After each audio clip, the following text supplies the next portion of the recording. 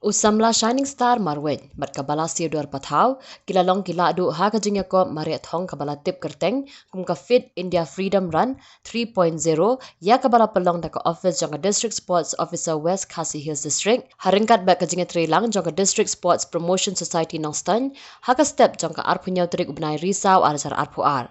Hakini kejingya ko mare lawan management tashit rehem hadun rupusan ngut gisamla shinrang bat kentai jangka than East and West Khasi Hills District. Kuman shipen pau ba yakani kajingya ko mare thong la pelong kum shiben ta ban rakhi ya ka azadi ka amrit mahotsav halor ka thong ban pinsa pryang ya ka khubor jong ka jinglong kongsan jong ka koi ka khya ka baderu ka spa ba jong ubin rio. Haba pai pat shaka kerdan ka baar ba ka balai na kalyang jong kishin rang na ra da usamla meban signboard lang pathau bat ura job koridor lingdo. Na kalyang kikin thaipan la ra da ka mebari shalingdo ha ka kerdan ka baar bat ka iba shongkun kurba ha ka kerdan ka balai. Hakajing sami ki khusnam Shakila adu hakin ka stem lawan bansa kilang dau ADC ka East and West Khasi Hills District uba enong bri ka DSO West Khasi Hills District ka kong balarinas im bat kiwei. Pasien kepala di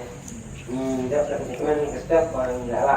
pendek semua terjojok mereka di mereka kasih menjojok buat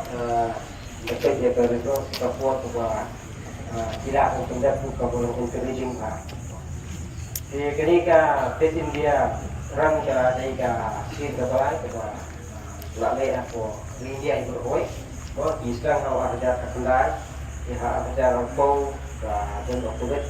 sama penolong dengan fungsian dia sebab mentaksi dunia penolong yang tahu yang kesini kepala ini buat distrik ini. Katong jom kali ini kalau buat neraka kongboy itu nama dapat aku India pun sedang dibahasnya itu akan menjadi wonder biar no kita gambar apa jenis no penolong dibahasnya juga fit dibahasa juga kan di Sibenta wajah dari competition dari Sibenta apa kalau ingin apa yang ini kan message semua sa WPW yang strong dari India bah ni dari ban long kiba dua pikir kiba ada apa yang juga coach kekia buat ke exercise semua kamtang di step kamtang di kelamnya di mare semua jadi gawe kiba